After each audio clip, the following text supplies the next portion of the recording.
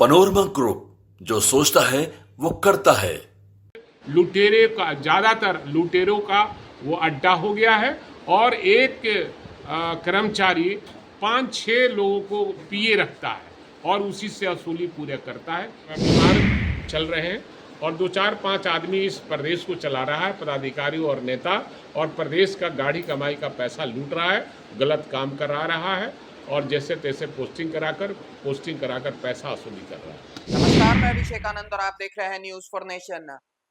2025 में बिहार विधानसभा चुनाव है, सारी पार्टियां इसकी तैयारी में जुट गई है। हम आपको बता दें, आरजेडी भी जोर शोर से चुनाव की तैयारी में जुटी हुई है और साथ साथ उनके विधायक भी। अब तेजस्वी के विधायक भाई वीरेंद्र ने सरकार पर कड़ा हमला बोला है। क्या कुछ कह रहे हैं, उनके बातों को सुनिए। लेते हैं, न रिश्वत देते हैं, न फंसाते हैं, न बचाते हैं। तो निश्चित रूप से सरकार नंगा हो गई है और सरकार से जनता जानना चाहती है कि आखिर किसान हर जाति और धर्म के लोग हैं, वो परेशान हैं, तो परेशानी कब तक ये झेलता रहेगी किसान। और सरकार से सवाल करती है और सरकार हाथ पर हाथ धरकर बैठी हुई है और जनता के गाढ़ी कमाई का पैसा लूटने का काम करिए।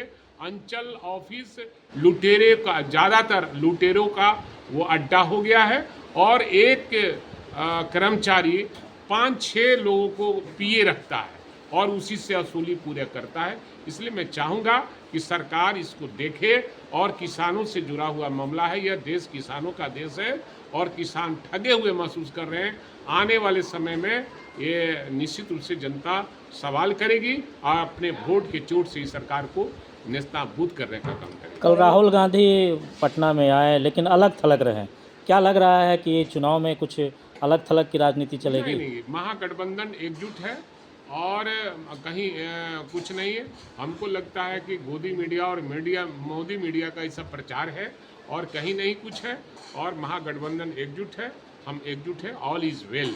औरंगाबाद जिला में तो ऐसा भी देखा जा रहा है कि नवीनगर प्रखंड में जो है डिमांड रजिस्टर तक गायब कर दिया जा रहा है और बिहार सरकार की जमीन जो ना कोई खरीद सकता है ना बेच सकता है, उस जमीन का भी जो है मोटेशन कर दिया जा रहा है और दूसरे के नाम पर डिमांड। एनआरकी है ना, एनआरकी है। आप ही के नवीनगर का ही मामला नहीं, पूरे बिहार का ये मामला है और पूरा एनआरकी है अंचल में। और जमीन जिसका है उससे बेदखल कर दिया जा रहा है, जिसकी ज़मीन नहीं है उसको दखल पैसा के बल पर उसके दखल में आ जा रहा है। इसलिए एनआरकी को सरकार को दूर करना है। हमारा काम है सदन और सदन के बाहर में आवाज़ उठाना। और आने वाले अभी जो चुनाव है 2025 में जनता तय कर चुकी है कि महागठबंधन की सरकार बनाना है, तभी इससे निजात पाएंगे और तेजस्वी प्रसाद यादव को मुख्यमंत्री बनाएंगे। विपक्ष आवाज़ उठा रही है तो विपक्ष की आवाज़ को कोई सुनता क्यों नहीं? अरे सुनता नहीं है। आप गोदी मीडिया मोदी मीडिया केवल सरकार का प्रचार करती है, इसलिए नहीं। हम लोग तो सदन और सदन के बाहर में मामला को उठाते ही रहते हैं। अगर आप नहीं चलाइएगा, लोकतंत्र के 4 स्तंभ हैं और एक स्तंभ अगर चुप रहेगा, गूंगा रहेगा, बहरा रहेगा तो जनता सब देखती है, पब्लिक है, सब जानती है। अदर जगह की बात छोड़िए, औरंगाबाद की बात कीजिए। औरंगाबाद में जितना बगावत हम करते हैं उतना कोई नहीं करता है। नहीं, आप सब में ये बात मैं नहीं कर रहा हूँ। मैं ये कह रहा हूँ कि उसी में कुछ ऐसे लोग हैं जो मोदी मीडिया और गोदी मीडिया के लोग हैं। मैं आपकी बात नहीं किया। ऐसे ही बहुत से पत्रकार हैं जिससे देश की जो गलतियां हैं सरकार की, उसको उजागर करने का काम मीडिया ही करता है। मैं ये नहीं कह रहा हूँ। मीडिया को मैं धन्यवाद देता हूँ, वैसे मीडिया कर्मियों को जो सरकार के और जनप्रतिनिधियों द्वारा जो गलत काम किए जाते हैं उसका उजागर अगर करते हैं, मैं उन्हें धन्यवाद देता हूँ। आज की विभागीय बैठक के दौरान क्या किन बिंदुओं पर समीक्षा की गई? ये समीक्षा की चर्चा इस सब में नहीं दिया जाता है, वो गुप्त होता है। कांग्रेस के हमेशा हमलावर रह रहा है। देखिए, जनता त्राहिमाम है, हर स्तर पर त्राहिमाम है जनता, और चाहे वो जिस वर्ग का लोग हो। इस देश को आज़ाद करने वाला कौम है? हिंदू, मुस्लिम, सिख, ईसाई। और इसमें हर लोग अपने आप को ठगे महसूस कर रहे हैं। सरकार 14 में चुनाव हुआ पार्लियामेंट का पहला, जब मोदी जी प्रधानमंत्री हुए, उन्होंने वादा किया था कि हमारी सरकार बनेगी तो 2 करोड़ बेरोजगारों को हर साल हम नौकरी देने का काम करेंगे। वो काम नहीं हो सका। हम 15 लाख हर व्यक्ति के खाते में भेजने का काम करेंगे।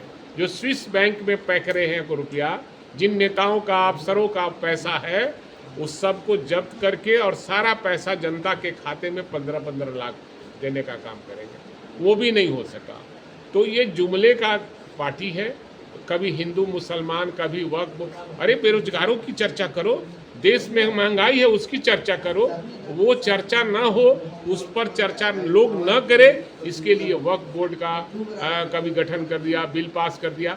ये हड़बड़ी में लिया गया यह फैसला है, ये देश हित में नहीं है, ये असंवैधानिक है। और निश्चित रूप से आरएसएस का जो एजेंडा है उसको बीजेपी लागू कर रही है। मैं इसका घोर विरोध करता हूँ, भर्त्सना करता हूँ। ऐसी सूचना आ रही है कि अंबानी की जो मकान बनी हुई है अट्टालिका, वो वक्फ बोर्ड की ज़मीन पर है। उसको बचाने के लिए ऐसा संशोधन लाया गया है। इसमें कितनी सच्चाई है? ये तो जांच का विषय है, इसके बारे में हमें जानकारी नहीं है। अगर ऐसी बात है तो निश्चित रूप से जांच करना चाहिए, और वो बोर्ड की जब जमीन है तो निश्चित रूप से उसको खाली कर देना चाहिए। पिछले बिहार विधानसभा चुनाव 2020 जो संपन्न हुआ, या लोकसभा चुनाव जो संपन्न हुआ 2024 में, उसमें औरंगाबाद और काराकाट लोकसभा सीट जो है महागठबंधन के खाते में गई, लेकिन अन्य जगहों से जो है महागठबंधन की सीट नहीं आ पा रही है और गवर्नमेंट नहीं बन रही है। इसके पीछे मेन रीजन आप क्या मानते हैं? आने वाले समय में सब लोग समझ रहा है कि हमें क्या करना है। जनता भी समझ रही है कि हम ठगे हुए महसूस कर रहे हैं, और इस बार जात से ऊपर उठकर और पार्टी से ऊपर उठकर और महागठबंधन को लोग वोट इसलिए करेंगे कि तेजस्वी यादव ने 17 महीना में जिस तरह से बेरोजगारों को रोजगार देने का काम किया, ये मुख्यमंत्री 20 साल से हैं, कितने लोगों को रोजगार दिया। उन्होंने आया तो रास्ता बताया और रोजगार मिलना शुरू हुआ तो उसको विदा कर दिया, हटा दिया, और दूसरे जगह आप गलबहियाँ कर लिए। तो जो लोग तो कहते हैं कि एक तरफ जो है राम राज चल रहा है तो दूसरा तरफ जो है रावण का दल है। अब सवाल है कि कौन रामराज है। आप लोग भी इसी प्रदेश के रहने वाले हैं, आप भी कितने ठगे महसूस कर रहे हैं और कितने अपराध हो रहा है इस प्रदेश में। हर व्यक्ति अपने आप को असुरक्षित महसूस कर रहा हो, चाहे वो पत्रकार भाई हो, जनप्रतिनिधि हो, चाहे वो किसी तरह का जनप्रतिनिधि, चाहे एमपी हो, एमएलए हो, और चाहे वो छोटा मोटा जनप्रतिनिधि हो, और दुकानदार हो, व्यापार करने वाला लोग है, चाहे हर तबके के लोग हैं। हर व्यक्ति अपने आप को, महिला हो पुरुष हो, सब लोग अपने आप को असुरक्षित महसूस कर रहा है। इसलिए सरकार को जितना जल्द हो जनता भगाने के फेरा में लगे। नीतीश कुमार के स्वास्थ्य को लेकर राजद क्या सोच रखती है? नीतीश कुमार जी बीमार चल रहे हैं, और 2-4-5 आदमी इस प्रदेश को चला रहा है, पदाधिकारी और नेता, और प्रदेश का गाढ़ी कमाई का पैसा लूट रहा है, गलत काम करा रहा है, और जैसे तैसे पोस्टिंग कराकर पैसा वसूली कर रहा है। आज की राजनीति जो है वो प्रतिरोध रहा देखिए, है।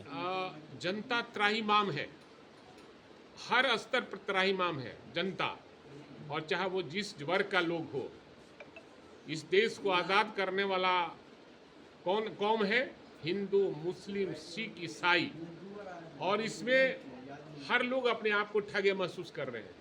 अगले समय में सब लोग समझ रहा है कि हमें क्या करना है। जनता भी समझ रही है कि हम ठगे हुए महसूस कर रहे हैं, और इस बार जात से ऊपर उठकर और पार्टी से ऊपर उठकर और महागठबंधन को लोग वोट इसलिए करेंगे कि तेजस्वी यादव ने 17 महीना में जिस तरह से बेरोजगारों को रोजगार देने का काम किया, ये मुख्यमंत्री 20 साल से हैं, कितने लोगों को रोजगार दिया। उन्होंने आया तो रास्ता बताया और रोजगार मिलना शुरू हुआ तो उसको विदा कर दिया, हटा दिया, और दूसरे जगह आप गलबहियाँ कर लिए। तो जो भी इसी प्रदेश के रहने वाले हैं, आप भी कितने ठगे महसूस कर रहे हैं और कितने अपराध हो रहा है इस प्रदेश में। हर व्यक्ति अपने आप को असुरक्षित महसूस कर रहा हो, चाहे वो पत्रकार भाई हो, जनप्रतिनिधि हो, चाहे वो किसी तरह का जनप्रतिनिधि, चाहे एमपी हो, एमएलए हो, और चाहे वो छोटा मोटा जनप्रतिनिधि हो, और दुकानदार हो, व्यापार करने वाला लोग है, चाहे हर तबके के लोग हैं। हर व्यक्ति अपने आप को, महिला हो पुरुष हो, सब लोग अपने आप को असुरक्षित महसूस कर रहा है। इसलिए सरकार को जितना जल्द हो जनता भगाने के फेरा में लगे। नीतीश कुमार के स्वास्थ्य को लेकर राजद क्या सोच रखती है? नीतीश कुमार जी बीमार चल रहे हैं, और 2-4-5 आदमी इस प्रदेश को चला रहा है, पदाधिकारी और नेता, और प्रदेश का गाढ़ी कमाई का पैसा लूट रहा है, गलत काम करा रहा है, और जैसे तैसे पोस्टिंग कराकर पैसा वसूली कर रहा है।